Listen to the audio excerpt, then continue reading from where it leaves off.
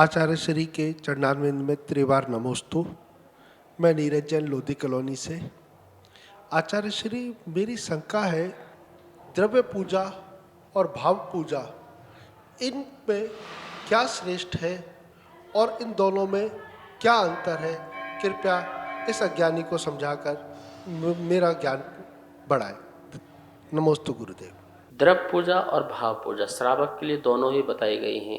श्रावक की मात्र भाव पूजा नहीं बताई गई है, द्रव्य के साथ भाव पूजा होना चाहिए। और मुनियों की जो पूजा बताई है वो मुख्यतः से भाव पूजा बताई है और द्रव्य पूजा भी है। जैसे मुनिराज जो है ये पिछी उठाते हैं, नमस्कार करते हैं, हाथ जोड़ते हैं, द्रव्य पूजा तो है। लेकिन भाव में जो भगवान के प्रति बहुमान है वो भाव पूजा है। लेकिन श्रावक जो है वो द्रव्य पूजा, जैसे 8 द्रव्य हैं, ये भी इसकी द्रव्य पूजा है। परिक्रमा लगाना, नमस्कार करना, हाथ जोड़ना, ये सब जो है इसका द्रव्य पूजा है। और उसके निमित्त से जो प्रभु के प्रति सम्मान है, आदर है, सत्कार है, भक्ति है, वो उसकी भाव पूजा होती है। तो द्रव्य पूजा और भाव पूजा में इतनी ही समानता रखिए कि जहाँ किसी चीज़ का, अपने शरीर का, अपने मन का, जो अपने काया का, अपने वचनों का उपयोग लिया जाता है वो द्रव्य पूजा में चला जाता है। किसी सामग्री का भी उपयोग लेते हैं, द्रव्य पूजा में चला जाता है। लेकिन जहाँ पर मात्र सिर्फ भावों का ही उपयोग लिया जाता है तो वहाँ पर जो है वो भाव पूजा हो जाया करती है। मन से, मेरा द्रव्य मन से मतलब है द्रव्य मन, द्रव्य वचन और द्रव्य काया। जब इसका उपयोग करते हैं तो द्रव्य का उपयोग हो जाता है। इसके निमित्त से आत्मा अपने भावों का जब उपयोग करती है तो वो भाव पूजा हो जाती है। तो द्रव्य पूजा और भाव पूजा श्रावक के लिए बिल्कुल अनिवार्य बताई है। द्रव्य के बिना भाव नहीं हो सकते, भाव के बिना द्रव्य नहीं हो सकते हैं। किसके? श्रावक के। क्योंकि श्रावक का मन बड़ा चंचल है, यहाँ वहाँ डोलता रहता है, भागता रहता है। तो उसको कंट्रोल करने के लिए भगवान ने कहा तो अपना दिमाग पुष्प में लगाओ, जल में लगाओ, चंदन में लगाओ, और इसका पवित्र उद्देश्य क्या है उस उद्देश्य में भी लगाओ और उससे भगवान से जुड़ो आओ। तो ये तरीका है द्रव्य पूजा भाव पूजा का श्रावक का। नमोस्तु गुरुदेव, नमोस्तु। नमोस्तु, मैं अजय जैन साउथेक से। गुरुदेव, मेरी एक शंका है, जैन धर्म में धनतेरस क्यों मनाई जाती है? कृपया आप मेरी शंका का समाधान करें। नमोस्तु गुरुदेव, नमोस्तु। जैन धर्म में धनतेरस, देखिए धनतेरस बोलो, धन्य तेरस बोलो, दोनों ही एक बात है। पहले तो ये समझना, धन और धन्य। भगवान महावीर स्वामी इस दिन अपने प्रवचन सभा का त्याग करके ध्यान में बैठ जाते हैं। मोक्ष के लिए वह पुरुषार्थ करते हैं। इसलिए जिस तिथि को बैठे उस तिथि को धन्य तेरस तिथि कहने लगे। धन्य है ऐसी तेरस की तिथि जब महावीर स्वामी ने निर्वाण की यात्रा की, निर्वाण की यात्रा के लिए चल पड़े, इसलिए तिथि धन्य तेरस हो गई। अब देखिए प्राकृत शब्द में धन्य तेरस को ही, धन्य को ही धन बन जाता है। या का लोप कर देंगे, बच्चा आ को नाम में बिठा देंगे, वो धन बन जाता है।